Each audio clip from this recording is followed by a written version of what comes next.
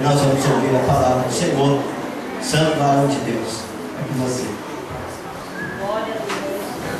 Amém. A paz do Senhor, queridos. Amém. Amém. Amém. Vamos nos colocar em pé. Reverência à palavra do Senhor. Vamos abrir as nossas Bíblias no Salmo de número 119. Salmo pequenininho. Nós vamos ler somente os 105 primeiros versículos. Não é só o versículo 105. Amém?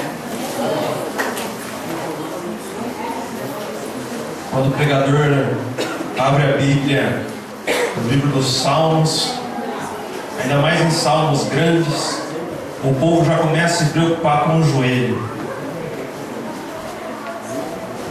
Salmo 119, verso 105.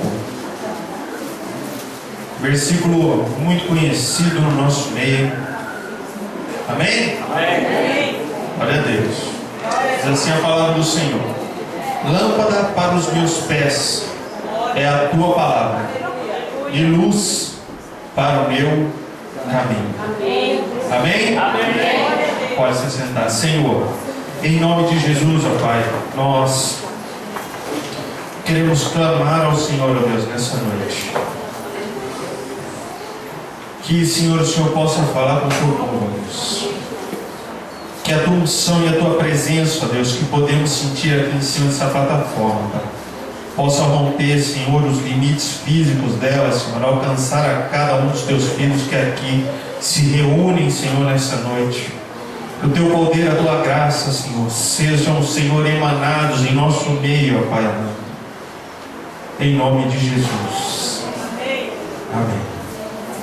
Amém? Amém. Até quem nunca leu o Salmo 119 sabe esse versículo.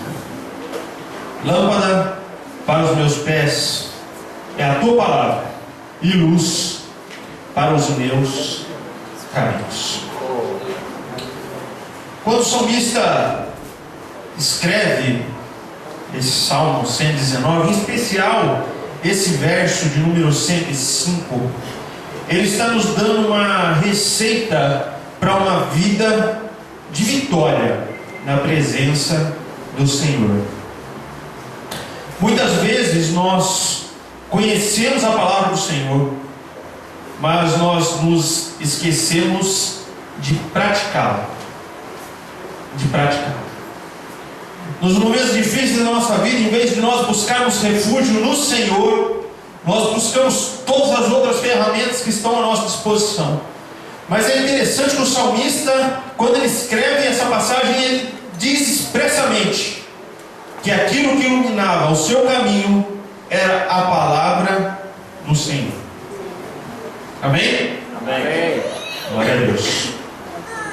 Se nós voltarmos na história do povo de Israel e formos estudar a respeito dos sacerdotes, nós vamos ver que quando Deus instituiu o governo sobre aquela nação, Ele mostrou para aquela nação como é que deveria ser o governo no meio deles, semelhante ao governo no céu. O Senhor instituiu a nação de Israel e colocou sobre ela um governo teocrático. Deus falava através de seus escolhidos e julgava o povo através da vida daqueles homens. Nos primórdios da existência da nação de Israel, eles não tinham o que nós temos hoje, a palavra do Senhor. 5 primeiros livros da Bíblia foram escritos por Moisés, na época que ele tirou o povo do Egito e levou pelo deserto. Aquele povo que saiu dali, eles só conheciam a tradição oral. E quando Moisés os tira dali da escravidão do Egito, ele começa, através dos mandamentos do Senhor que Deus falava com ele, ele começa a ensinar aquele povo como eles deveriam proceder diante do Senhor para não desagradável. E um dos objetos que eu acho muito interessante e intrigante também, no meio de toda a parafernália que Deus ensinou para eles, porque eles deveriam fazer ali no tabernáculo, era o Urim e Tumim. Urim e Tumim. Muitas vezes eu li na palavra do Senhor e fiquei encafifado com esse negócio. O que será que era esse tal de Urim e Tumim? E se você voltar na sua Bíblia, lá em Êxodo, no capítulo 28, verso 30. Vamos abrir. Êxodo 28, 30. Ele vai falar justamente sobre esse apetrecho. Amém? Está na Bíblia. Certeza. Êxodo 28, 30 fala assim, ó: também porás no peitoral do juízo o Urim e o Tumim, para que estejam sobre o coração de Arão quando entrar diante do Senhor. Assim, Arão levará o juízo dos filhos de Israel sobre o seu coração diante do Senhor continuamente. Urim e Tumim eram o juízo de Deus sobre Israel.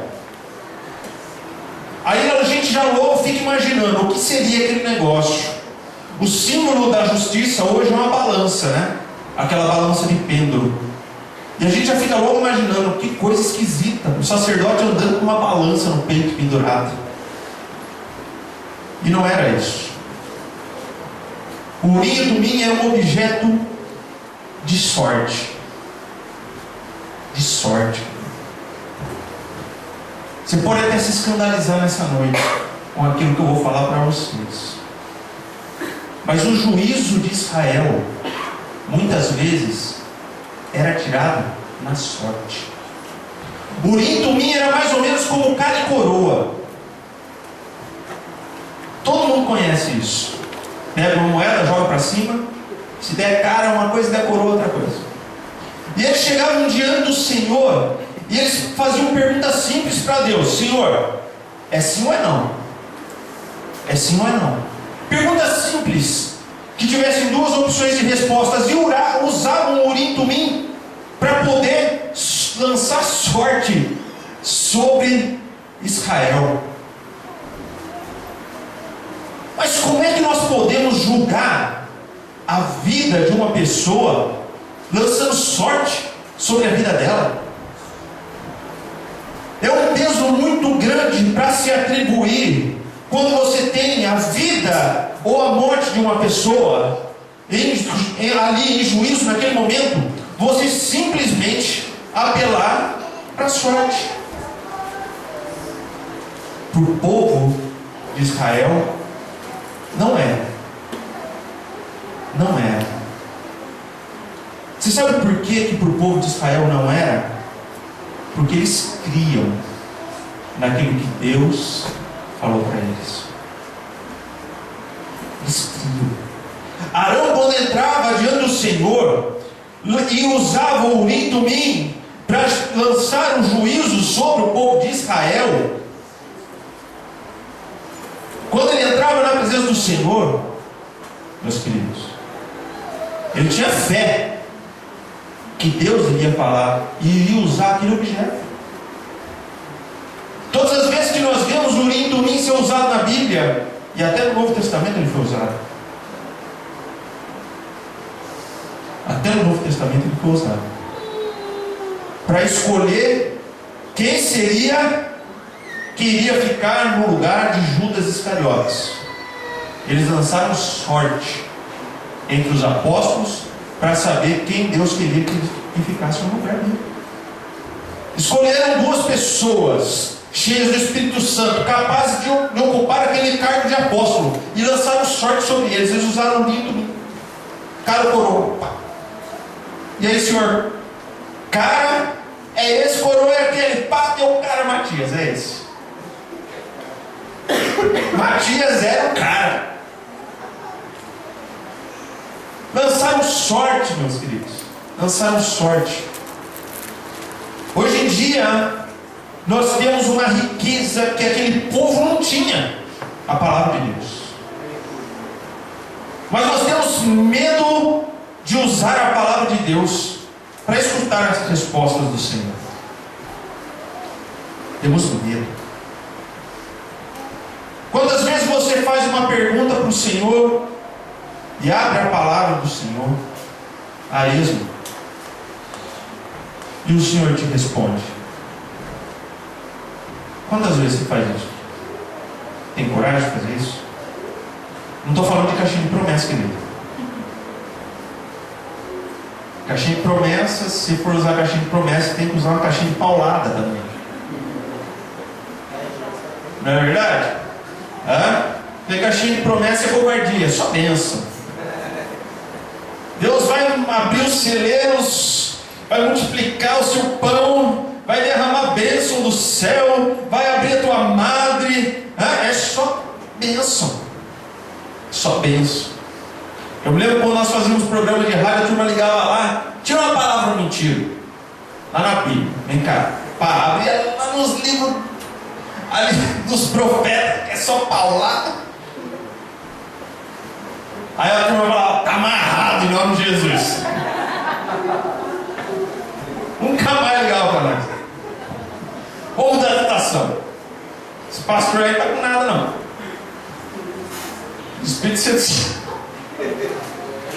Queridos, Deus nos dá uma riqueza tremenda de ensinamentos, de orientação a respeito das coisas com as quais nós devemos fazer.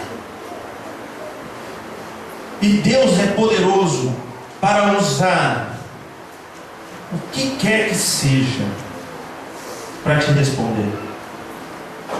Muitas vezes na nossa angústia, Deus nos responde de maneiras que nós não entendemos. Às vezes Deus usa até o ímpio para nos abençoar. Deus usa até o ímpio para nos abençoar, querido. Muitas vezes, quando nações se levantaram contra Israel, Deus olhou para as nações inimigas de Israel, o povo que vivia no pecado, na transgressão, falava, ó, fulano, meu servo, vai encontrar vocês. E vocês estão precisando de uma lição. Deus usava os ímpios para corrigir Israel. Deus usava. Deus pode usar tudo que você tiver fé para que Ele use. Até o urim e o tumim. Muitas vezes eu fui pego de surpresa na hora que você tinha que pregar. Chega de repente e fala assim, você prega agora. Prega agora, não tem problema nenhum. Dá 5 minutos. Vou ali atrás, vou orar, vou abrir a Bíblia, Deus vai falar o que Deus mandar falar, eu falo. Abra a Bíblia a esmo. Senhor, o que é para o Senhor falar? O Senhor quer que eu fale, Senhor? Abra a Bíblia. Amém, Senhor. Mais alguma coisa? Puxa lá. Glória a Deus. Tem fé para isso? Tem fé para isso? Eu quero te dizer uma coisa, querido. Deus, Ele usa o que Ele quer, da forma com que Ele quer. Ser usado por Deus, basta que você tenha um coração disposto. Para pregar a palavra de Deus, não precisa de hermenêutica ou homilética. Não precisa disso. Precisa ser ungido por Deus. Amém. Precisa ser ungido por Deus. Precisa ter fé naquilo que você está falando. Muitas vezes nós falamos de Deus, mas não cremos no Deus ao qual nós falamos. Nós não cremos. Deus é poderoso, Deus é isso, Deus é aquilo, mas na hora que você vai fazer qualquer coisa, você tem que ter todo aquele controle humano sobre aquilo que você está fazendo, porque se você perder o controle humano da sua situação, você entra em desespero, porque você acredita piamente que Deus, na verdade, não é capaz de fazer nada É verdade. É verdade. Sabe, meus queridos, eu aprendi uma coisa na minha vida. Eu sou programador de computador. Muitas vezes eu estava no meu trabalho e quando você tem um probleminha pequeno em algum programa, você tem que corrigir, é um erro. Algum erro de um código que você escreveu. E ali no meio de 30.000 linhas de código, tem uma letra errada. E sai tudo errado. E você achar uma letra errada no meio de 30.000 linhas de código, meu querido, haja paciência. Você sabe o que eu aprendi a fazer? A relaxar e orar.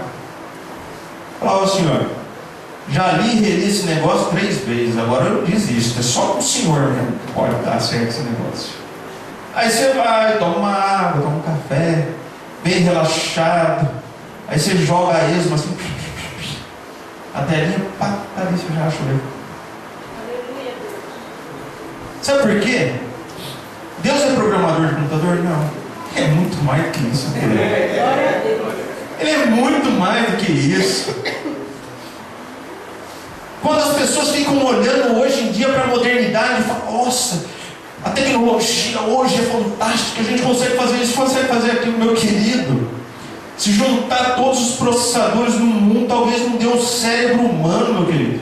O poder de processamento de um cérebro humano é maior do que a soma de todos os processadores que nós temos no mundo hoje em dia. O que é isso?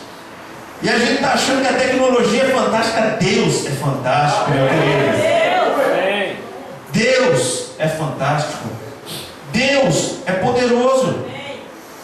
Quando a gente confia no Senhor, as coisas mudam na nossa vida. As coisas mudam. Quando a gente aprende a entregar o nosso caminho para o Senhor, deixar que Deus faça as coisas na nossa vida, Ele faz mesmo. Se você for olhar no livro de 1 Reis, capítulo 18, você vai ver a história de Elias. Quando ele chega ali e junta 400 sacerdotes de Baal. Elias estava numa sinuca de bico, ele tinha que falar para aquele povo que Deus era Deus. Uma situação difícil. E é interessante como Deus coloca os seus servos, os seus santos, numa posição muitas vezes de ser provado na sua própria fé. E no meio da prova Deus vai fortalecendo a nossa fé, meu querido. Elias chega ali no meio daquele povo, o povo todo descambou. O povo servindo a Baal, já misturaram as coisas, um monte de coisa que veio de outras nações no meio da nação de Israel, virou uma baderna, ninguém mais sabia quem que era Deus ali, e virou um salseiro. O que Deus faz? Fala para Elias, vai lá, manda juntar os profetas de Baal. Elias foi mesmo. Chamou os profetas e falou assim, olha, nós vamos fazer aqui um teste então. Se Baal é Deus, vocês vão aí rezar, pular, se cortar, se esquartejar, sei lá o que vocês fazem aí, para invocar esse capeta aí, e vocês vão fazer tudo o que vocês precisam fazer. E o Deus que responder do alto o fogo, esse é o verdadeiro Deus. E os profetas de Baal, 400, um monte de gente ali, pulando, fazendo todas aquelas macumbaiadas, clamando a Baal para que Baal mandasse fogo do céu, e nada. E eu fico imaginando no começo ali, na hora que Elias chega para fazer isso, quando a gente entra na prova do Senhor, dá um frio na barriga. Mais ou menos quando você sobe aqui no altar para pregar a palavra do Senhor, aquele dia que Deus não falou nada para você.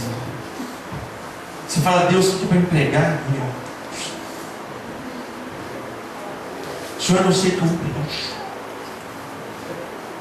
Aí você bate na porta do céu, você bate a cara no chão, ah meu Deus do céu, você planta a bananeira, você ora, você jejua, você fala que Deus. Aí você sobe aqui, sim, você fala assim, Jesus, é hoje. Vou fazer uma oração pentecostal, Senhor, aqui. Vou fazer esse povo do louvor continuar a tocar. negócio não vem. Aquele gelo na barriga, ai Jesus amado. Aí você sobe aqui, o irmão abre o culto, ele lê uma passagem maravilhosa, a glória a Deus. O Espírito Santo começa a tocar na sua vida, tá vendo aí? Escuta aí. Primeiro louvor, segundo louvor, terceiro louvor, você fala assim, obrigado, Senhor. Agora eu já sei que é para mim ministrar. Sabia? Às vezes Deus prova a nossa fé. Você que tem um chamado para ser um pregador da palavra de Deus, aprende a relaxar no Senhor. Deixa Deus te usar do jeito que Ele quer. Naquele dia em que você não sabe o que você vai pregar, fica tranquilo, o Senhor vai te dar a palavra. Nem que seja no último segundo, abre a janela do céu ali e faz um download santo na sua cabeça, ali, pá! E Deus te usa, querido. Quando chega ali Elias, ali diante daquele povo ali, no comecinho que ele vai fazer aquela luta com eles, fala, bate aquela friagem na barriga e tal. E o povo começa a clamar e nada de fogo descer. Não desce fogo nenhum. Aí Elias começa a aumentar na sua fé. Elias começa a aumentar na sua fé. Aí ele começa até a tirar um sarro deles. Vai! Continua gritando aí, talvez ele esteja dormindo. Esse capeta é um sonolento. Só dorme. Grita mais alto que talvez ele acorde. E nada. Aí quando chega a vez de Elias já dobra o joelho para refazer o altar do Senhor que estava destruído. Ele pega algumas pedras e cada pedra que ele fala assim, ó Senhor, olha, é o teu povo. Aí é o povo de Deus. É a oração que todo pregador faz na hora que sobe na plataforma para pregar a palavra dele. É o teu povo. Eles vieram para ouvir a tua palavra, Senhor. Olha aí. Pelo amor de Deus.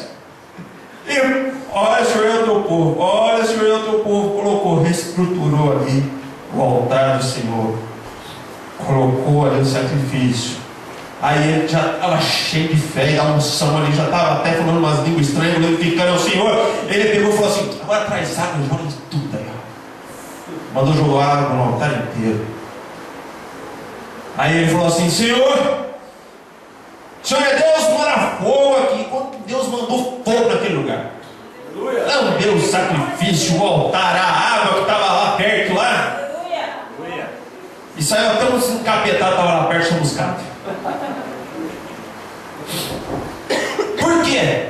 Quando nós aprendemos a confiar no Senhor, Deus faz as coisas na nossa vida. Deus faz. Deus é poderoso muito mais do que nós podemos imaginar que Ele é. Irmãos, desculpa, eu estou com uma gripe chata que está me atormentando.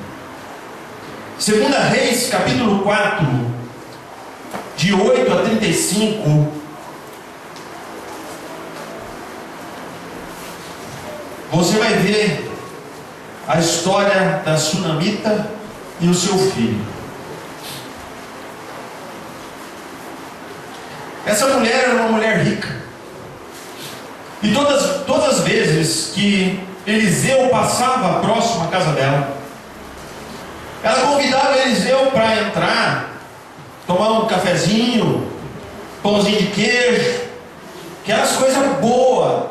A parte boa de você ser um pastor, quando você vai fazer visita, não é? Tem sempre um cafezinho, um pãozinho de queijo.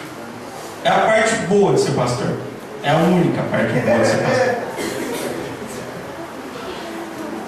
Mas quando Eliseu passava por ali, ela um dia chegou para o marido dela e falou assim: eu vejo que esse homem que passa sempre aqui por nós é um homem de Deus.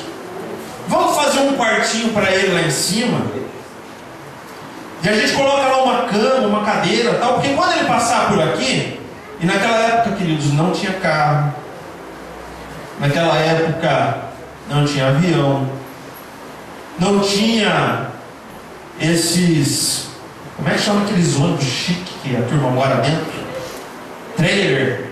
Não tinha trailer, entendeu? Então o que acontecia? O homem passava, a hora que ele chegava perto da casa daquela mulher, já estava caindo de cansaço. E ela fez mesmo um quartinho lá em cima para ele, colocou uma cama e tal. E todas as vezes que Eliseu passava por ali, pelo caminho da casa daquela mulher, ele tinha onde descansar. Mulher de Deus, usada por Deus, estava abençoando ali um homem que era servo do Deus Altíssimo. E é interessante que um dia ele chegou para ela e falou assim: olha, você tem alguma coisa que você quer que eu faça para você? E ela não respondeu nada. Ela não pediu nada para ele. Mas Eliseu chamou novamente e falou para ela: olha, filho, nessa mesma época, daqui a 1 ano, você vai conceber e vai ter um filho. Ela não tinha filho até aquela época. A Bíblia não diz, mas provavelmente ela era estéril, ou seu marido era estéril. Mas eles não tinham filho. E 1 ano depois ela concebeu e deu-nos um filho. Deus cumpriu a promessa na vida daquela mulher. O tempo se passou, o menino cresceu. E um dia aquele menino estava com o pai, trabalhando junto com o pai. Era costume dos povos antigamente trazer os filhos junto com o pai para aprender a profissão do pai. E aquele menino estava fazendo o que era preciso. Ele foi junto com o pai para trabalhar, para aprender como é que trabalha. E esse menino começou a sentir dores de cabeça. E o pai falou para um dos servos: olha, leva ele para a mãe dele, para que ele fique em casa. Chegando em casa, a mãe repousou a cabeça do filho sobre o colo dela e ficou com ele, cuidando dele até o meio-dia. Quando deu meio-dia, o menino morreu. Quando deu meio-dia, o menino morreu. Quando ela viu que aquele menino estava morto, ela tomou a atitude mais maluca que alguém tomaria numa situação dessa. Ela pegou o menino, levou para o quartinho do profeta lá em cima e deitou ele sobre a cama do profeta. Falou para os servos arrumar lá, já ajeitar um jumentinho, porque ela ia ter com o profeta lá em Cafarnaum, se eu não me engano. Não me lembro exatamente qual era a cidade. Ela ia ter com o profeta. Quando o marido, ela passa pelo marido dela, o marido fala assim: mas escuta, hoje não é sábado, não é época de adorar, por que você vai ver o profeta hoje? Não, está tudo bem. Está tudo bem. Tudo bem, querido, o filho dele tinha acabado de morrer. Está tudo bem, tudo na bênção. Quando ela foi chegando perto da casa do profeta, o profeta pediu para o seu servo: olha, vai ao encontro da sunamita que ela está vindo aqui ter conosco. E o servo de Eliseu foi correndo para encontrar com ela. Ah, tudo bem aí, tudo bem. Não, está tudo uma maravilha. Tudo beleza. Só quero falar com o profeta. Quando ela chegou para o profeta Eliseu, ela chega para ele e fala: Eliseu, eu te pedi um filho. Ao que Eliseu respondeu: não. Pois é, porque meu filho está morto. Eliseu mandou que o menino colocasse uma vestimenta dele sobre a cabeça do menino. E o servo foi embora correndo para fazer o que Eliseu tinha mandado. Mas a sunamita, ela falou para Eliseu: eu não vou sair da tua presença até que o Senhor vá comigo. Arrastou o profeta até a casa dela. Quando o profeta chegou na casa daquela mulher, ele subiu, viu o menino morto no quarto. Deus mandou que ele deitasse sobre aquele menino morto. E ele deitou. O corpo do menino aqueceu, mas ele não ressuscitou. Ele andou pelo quarto e foi lá e fez de novo aquilo que Deus tinha mandado ele fazer. Deitou sobre o corpo daquele menino. O menino espirrou 7 vezes e reviveu. E reviveu. Todo mundo perguntou para aquela mulher o que é que tinha acontecido. E ela falou: olha, Está tudo bem. Está tudo bem, querido. Está tudo bem. Quando ela chegou diante de Deus, porque naquela época Deus era representado pelos profetas que ali estavam. Jesus Cristo não tinha vindo, o véu do templo não tinha se rasgado de cima e embaixo, e o povo não tinha acesso a Deus como nós temos hoje através da pessoa de Cristo Jesus. O único jeito de falar com Deus era através de um sacerdote e um profeta. E quando ela chegou diante do profeta, ela falou assim: olha, o senhor tem contato com Deus, então o senhor vai fazer o seguinte, o senhor vai falar com ele porque meu filho morreu. Para todo mundo eu falei que estava tudo bem, mas não está tudo bem, Senhor. Só Deus pode resolver o meu problema.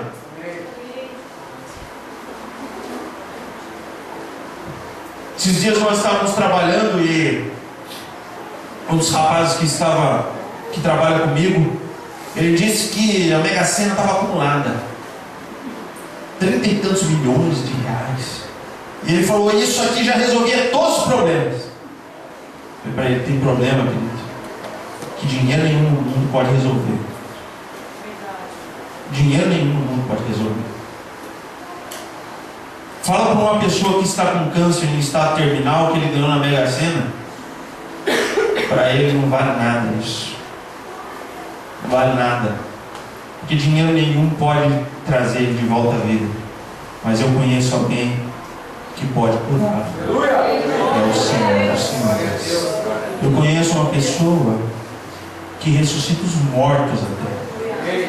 É Deus. Sabe, meu querido, nenhum prêmio da Mega Sena pode dar jeito na vida de alguém. Nenhum dinheiro no mundo pode transformar você.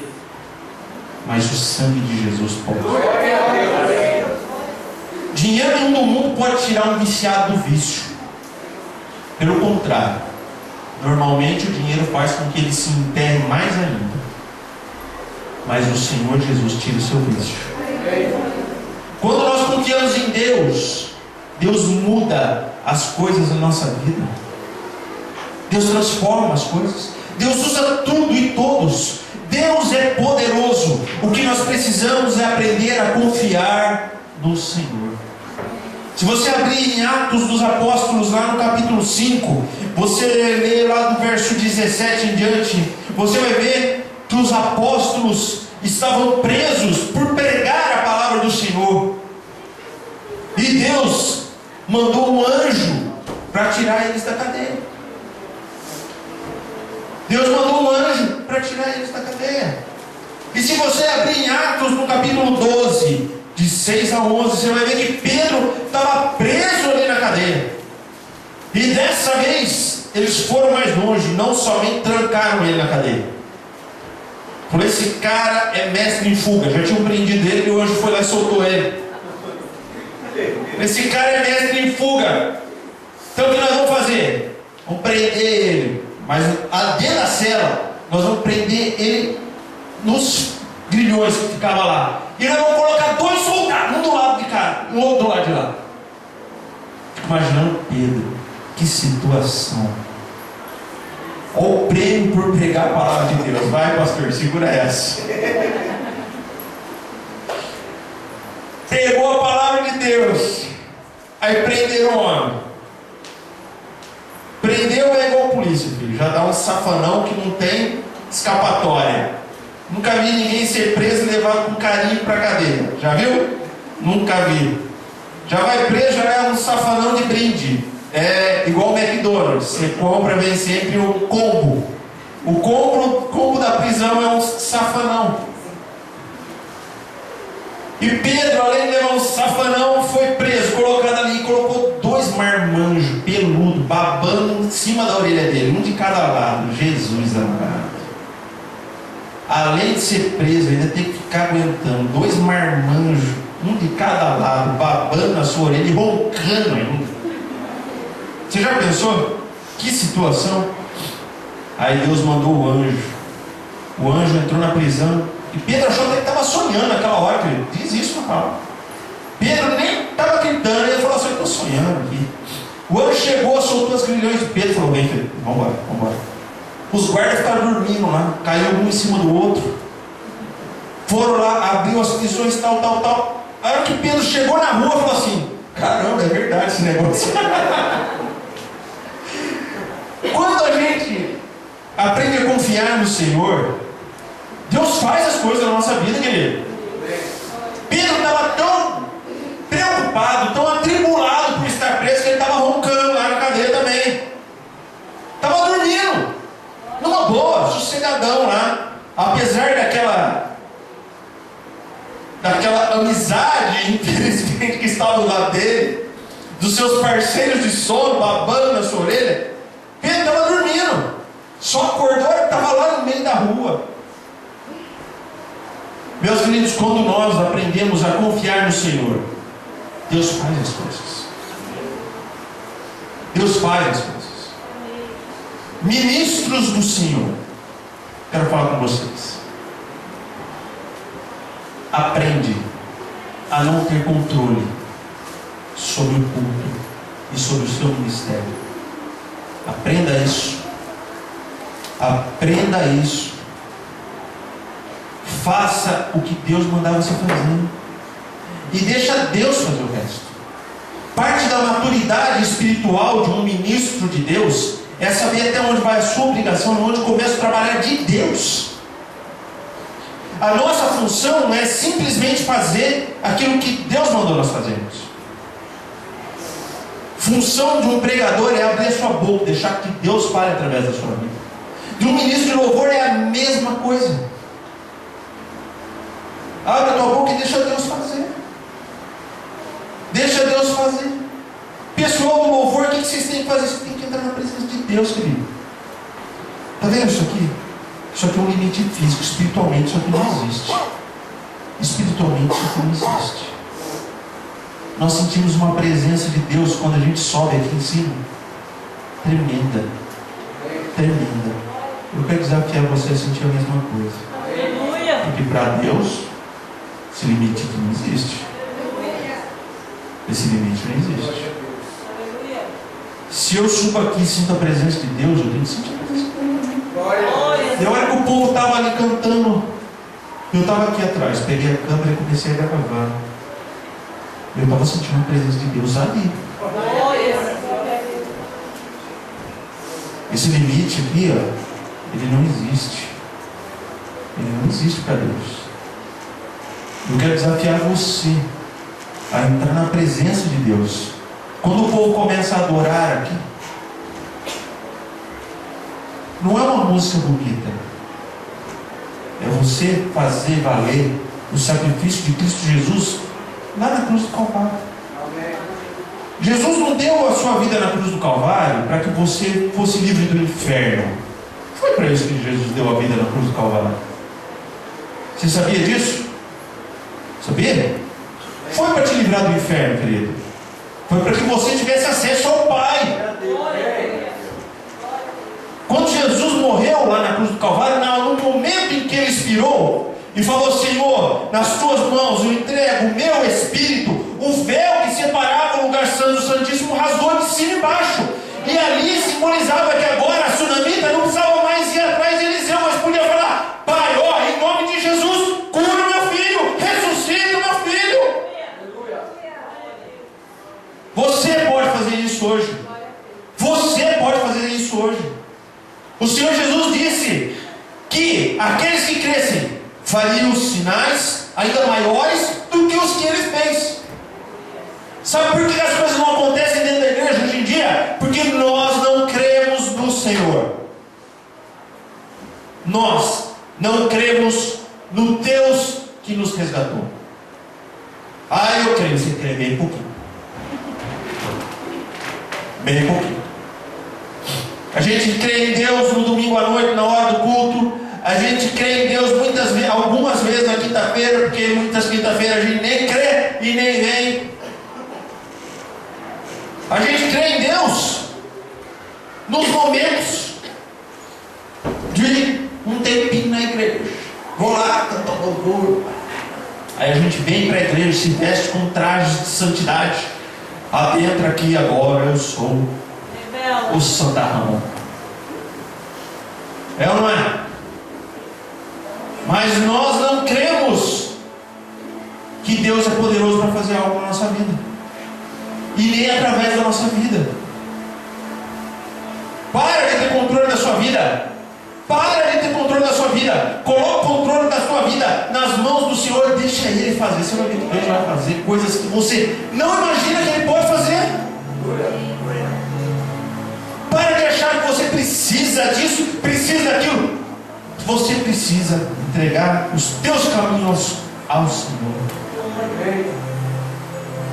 E Ele tudo mais fará, querido. Salmo de número 62, verso 8.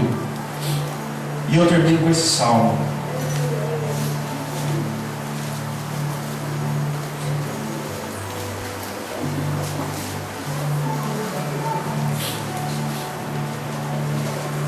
Salmo de número 62, verso 8. Glória a Deus. Diz assim: confia nele, ó povo, em todo o tempo, derramai perante ele o vosso coração, pois Deus é o nosso refúgio. Deus é o nosso refúgio. Deus é o nosso refúgio. Quem é seu refúgio, querido? Quem é seu refúgio? É o gerente do banco? É seu patrão? É seu pai? É o pastor? Quem é teu refúgio?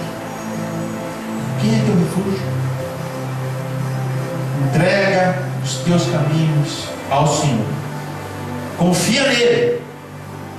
E Ele tudo fará. Coloque-se em pé.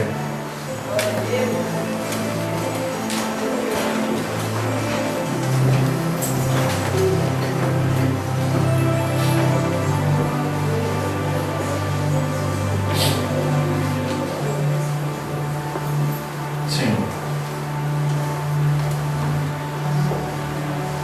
nós chegamos, Senhor, até a Ti, Senhor, nesta noite.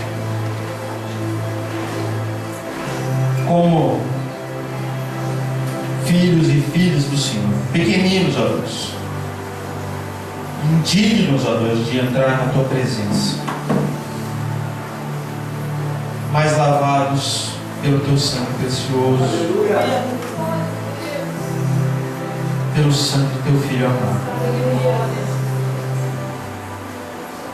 É por esse sangue, ó Deus, que nós temos entrada, Senhor, até a Tua presença.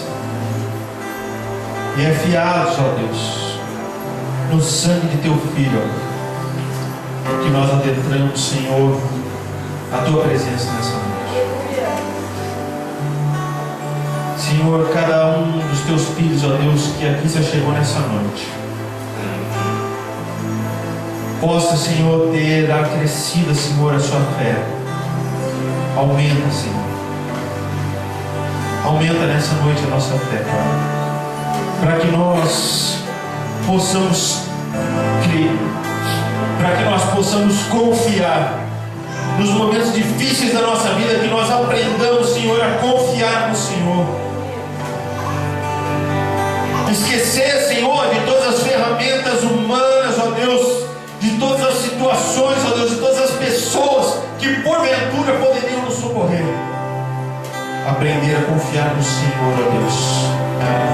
Aprender a confiar no Senhor, para que o Senhor nos livre de todo mal, Senhor, para que o Senhor nos dê refúgio, Senhor, para que o Senhor possa nos colocar debaixo de Tuas santas asas, ó Deus, e nos proteger como Tens feito todos os dias, mesmo quando nós não conseguimos entender e ver, Senhor. Em nome de Jesus, Senhor, nós queremos, Senhor, chegar diante do Senhor, ó Deus, e clamar a Ti, Senhor, que essa mesma unção e poder, ó Deus, que nós podemos sentir aqui, possa, Senhor, alcançar cada um dos Teus filhos, Senhor, que se achegaram nessa congregação nessa noite, ó Deus, para que eles possam sair daqui cientes de que o Senhor é real, que o Senhor é verdadeiro, que o Senhor nos guarda, que o Senhor está com eles, ó Deus, em nome de Jesus, Senhor. Em nome de Jesus.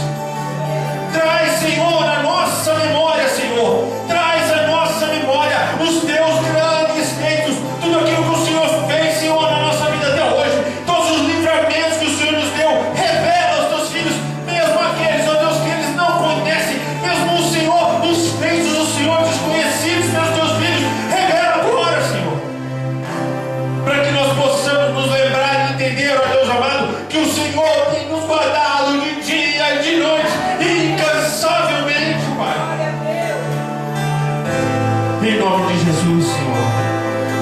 sei que o Senhor é ter guardado.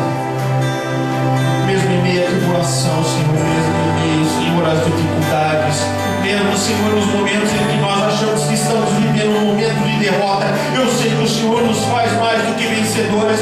Eu sei que o meu Redentor vive, Senhor. Eu sei que o Senhor há de dar vitória, Senhor. Ainda que a vitória venha, não nessa vida, mas na vindoura. Ainda, Senhor, que venhamos a perecer, Senhor, eu sei que tem um lugar reservado para nós aí no céu, porque o teu filho prometeu que ele iria para junto de ti, mas iria nos preparar a morada, Senhor. Eu creio no Senhor, ó Deus. Eu creio no Senhor, ó Deus, para abrir a minha Bíblia nessa noite, ó Deus, e pregar a tua palavra, Senhor, sem que haja conhecimento humano, Senhor, envolvido nisso. Eu creio, Senhor, no Senhor, ó Deus, para que o Senhor possa, Senhor, usar a vida de quem quer que seja aqui, ó Deus, para abrir a sua boca e profetizar, Senhor, nessa noite. Eu creio no teu poder, ó Deus, para que o Senhor possa revelar aos teus filhos coisas grandes e ocultas que eles não sabem. Eu creio no Senhor, que o Senhor pode batizar com o Espírito Santo aqueles que não são batizados. Eu creio no Senhor, que o Senhor pode curar aqueles que estão enfermos. Eu creio no Senhor, para que o Senhor possa libertar aqueles que estão cativos de Satanás. Eu creio no Senhor, que o Senhor pode lavar, Senhor, com o sangue de teu Filho, a cada um, ó Deus, que está preso no pecado, para que ele seja livre e conosco possa cantar uma nova canção de júbilo e gozo, sabendo, ó Deus, que o Senhor está à nossa espera e que agora, pela morte e ressurreição de seu Filho, nós podemos entrar na tua presença, Senhor. Eu creio no Senhor, ó Pai. Eu creio no Senhor, ó Pai. Eu creio no Senhor, ó Pai. Eu creio no Senhor. Povo de Deus. Povo de Deus. Satanás tem tentado roubar a tua bênção, sabia? Satanás tem levantado tantas coisas pequenas para te afastar do Senhor. Tanta coisa pequena às vezes entra na nossa cabeça e se torna uma raiz de amargura. E nós passamos o tempo, ao invés de meditar nas grandes coisas que o Senhor fez e tem feito na nossa vida, nós passamos os nossos dias, as nossas horas a meditar nas coisinhas tão pequenas que Satanás lança como semente na nossa mente. Não permita que nenhuma raiz de amargura brotando nos separe da presença de Deus. Satanás tem tentado te tirar do caminho do Senhor, tem te oferecido grandes coisas.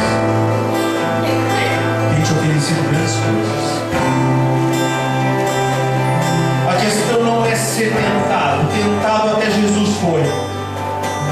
A questão é resistir à tentação. É saber que Deus tem coisa maior para você, meu Deus. É saber que apesar de muitas vezes você não conseguir ver com os olhos carnais, Deus tem coisa muito maior do que Satanás tem te oferecido. É saber que tudo aquilo que Deus faz por você é de graça. É de graça. Você não merece nada, mas Ele faz de graça por você. É pela graça que nós somos salvos. É pela graça que nós somos transformados. É pela graça que nós somos redimidos. É pela graça que o Senhor nos ajuda. É pela graça que o Senhor nos dá vitória. Em nome de Jesus. Abraça a graça do Senhor nessa noite. Começa a glorificar esse Deus. Agradecer por aquilo que Ele fez, por aquilo que Ele faz e por aquilo que Ele vai fazer.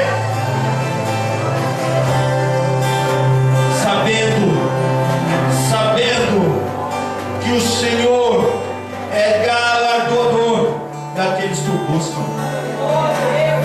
Em nome de